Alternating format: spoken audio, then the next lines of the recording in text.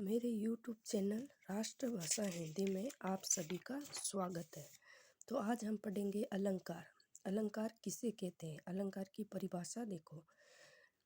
काव्य के सौंदर्य को बढ़ाने वाले तत्व अलंकार कहते हैं। यानी कि काव्य में जो सौंदर्य लाता है शब्दों द्वारा, गुणों द्वारा, रूप द्वारा, उनके कार्य द्वारा, जो उनमें एक सहायता करती है किसी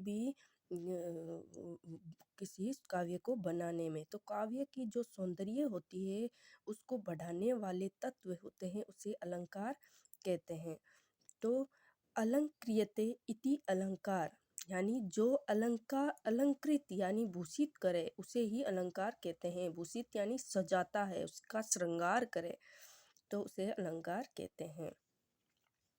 अलंकारों द्वारा काव्य में एक नई आ जाती है, उसकी अर्थ में, उसके बोलने की क्रियाओं में, उसमें एक नया सौंदर्य आ जाता है, उनमें विभूषित हो जाता है, उसे अलंकार कहते हैं। तो देखो इसकी तुलना किससे की है कवि ने कहा है कि जिस प्रकार स्त्री आभूषणों से शोभायमान होती है, यानी स्त्री को, साधारण स्त्री है उसमें हम उसे आभूषणों को पहनाकर उसमें एक सौंदर्य लाते हैं, उसके श्रृंगार करके उसमें जो सौंदर्य शोभायमान लगती है, उसी प्रकार काव्य में भी अलंकारों से ही उसमें शोभायमान होता है।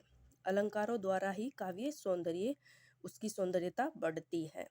तो आचार्य रामचंद्र शुक्ल कहते हैं कि भावों का उत्कृष्ट, यानी भावों को उत्कृष्ट दिखाने और वस्तुओं के रूप, गुण और क्रिया का अधिक तीव्र अनुभव कराने में कभी कभी सहायक होने वाली उक्ति अलंकार कहलाती है। तो चलो देखो अलंकार कितने प्रकार के होते हैं। ये 3 प्रकार के होते हैं। कौन कौन से होते हैं? शब्दालंकार, अर्थालंकार, उभयालंकार। शब्द यानी शब्द में जो चमत्कार उत्पन्न करता है, अर्थ में जो चमत्कार उत्पन्न करता है। उभयालंकार यानी शब्द और अर्थ दोनों में जो चमत्कार उत्पन्न करता है उसे उभयालंकार। देखो इसकी परिभाषा। शब्दालंकार, जब अलंकार का चमत्कार शब्द में निहित होता है तो वे शब्दालंकार होता है। यहाँ शब्द का प्राय रखने पर चमत्कार खत्म हो जाता है, यानी प्रायवाची शब्द नहीं रख सकते हैं। अनुप्रास, लौटा अनुप्रास, यमक, श्लेष, वक्रोक्ति, पुनरुक्ति, प्रकाश, पुनरुक्ति, वेदाभास, विप्सा आदि ये क्या है? ये शब्दालंकार के उदाहरण है। यानी ये जितने अलंकार है ये शब्दालंकार के हैं। इनमें शब्दों में चमत्कार उत्पन्न होते हैं, इनके शब्दों में ही सब कुछ है। अर्थालंकार, जब अलंकार का चमत्कार उसके शब्द के स्थान पर अर्थ में निहित होते हैं तो वो अर्थालंकार होता है। और यहाँ पर प्रायवाची शब्द रखने पर भी चमत्कार बना रहता है, यानी प्रायवाची शब्द काम में लिया जाता है। इसका कौन कौन से उदाहरण है? देखो, उपमा, रूपक, उत्प्रेक्षा, विरोधाभास, उदाहरण आदि अर्थालंकार, ये अर्थालंकार के उदाहरण है। उभयालंकार, जहाँ अलंकार का चमत्कार उसके शब्द और अर्थ दोनों में पाए जाता है वहाँ उभयालंकार होता है। श्लेष अलंकार उभयालंकार की श्रेणी में आता है। श्लेष शब्द के आधार पर शब्द श्लेष होता है, अर्थ के आधार पर अर्थ श्लेष होता है।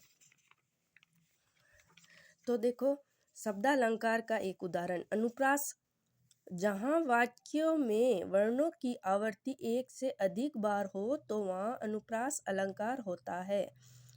किसकी? वर्णों की आवृत्ति एक से अधिक बार होने पर। तो कौन सी? देखो, चारु चंद्र की चंचल किरणें खेल रही थी जल थल में, तो चे चे चे वर्णों की 3 बार आवृत्ति हुई है, तो इसे अनुप्रास अलंकार कहते हैं। वाक्यों की आवृत्ति एक से अधिक बार होने पर। और इसके अनुप्रास के उदाहरण कौन से हैं? देखो, छेका अनुप्रास, वर्त्य अनुप्रास, श्रुत्य अनुप्रास, अंत्य अनुप्रास। तो छेका अनुप्रास, जहाँ वाक्य में किसी एक वर्ण की आवृत्ति केवल एक ही बार होती है, यानी वह 2 बार होती है, तो छेका अनुप्रास होती है। जैसे, इस करुणा कलीन हृदय में अब विकल रागनी बजती, यानी क वर्ण की आवृत्ति हुई है।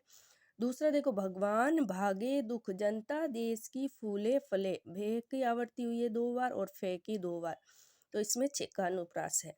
वृत्तीय अनुप्रास जहाँ वाक्य में किसी एक या अनेक वर्णों की आवृत्ति एक से अधिक बार हो तो वहाँ वृत्तीय अनुप्रास होता है। वाक्य में किसी एक या अनेक वर्णों की आवृत्ति, देखो तरनी, तनुजा, तट, तमाल, तरवर, बहुछाए, मतलब ते वर्ण की आवृत्ति 5 बार हो चुकी है तो वृत्तीय अनुप्रास। श्रुतीय अनुप्रास जहाँ मुख के एक ही उच्चारण स्थान से उच्चारित होने वाले वर्णों की आवृत्ति होती है तब श्रुतीय अनुप्रास होता है। जैसे देखो के वर्ण कंठ से, चे वर्ण तालु से, इस प्रकार के वर्ण है ना, तो ये तुलसी दास सिदत निस दिन देखत तुम्हारी निठुराई, तो ये दंत द्वारा पढ़ा जाता है। आप भी देखो, पढ़ के देखो, तुलसी दास सिदत, जीभ कहाँ आ रही है, दांत पर चिपक रही है, तो ये दंत्य अनुप्रास है। तुलसी दास सिदत निस दिन देखत तुम्हारी निठुराई। तो अंत्य अनुप्रास देखो कौन से होता है, जब छंद की प्रत्येक पंक्ति के अंतिम वर्ण या स्वर्णों के समान वर्णों के कारण तुकांता बनती हो, उसे वृत्तीय अनुप्रास कहते हैं। तुकांता यानी कि पिछले दो ये होते हैं ना पंक्ति के अंत वाली वर्ण, इनमें एक ही तुक आता है। देखो, रघुकुल रीत सदा चली आई, प्राण जाए पर वचन ना जाई, तो ये आई जाई ये एक जैसे है ना तुकांत सब, तो इसमें अंत्य अनुप्रास होते हैं। जो हनुमान चालीसा होते हैं उसमें बोला जाता है, जे हनुमान ज्ञान गुण सागर, जे कपीस त्यों लोक उजागर, ये सागर उजागर है ना, ये अंतिम वर्ण के तुकांत है, तो इसमें क्या होगा, अंत्य अनुप्रास। तो दूसरा देखो कौन सा होता है, यमक अनुप्रास। एक ही शब्द दो या दो से अधिक बार भिन्न भिन्न अर्थों में प्रयुक्त होता है तब वे यमक अलंकार कहलाता है। यानी एक ही शब्द दो बार हो लेकिन दोनों के अर्थ भी अलग अलग हो।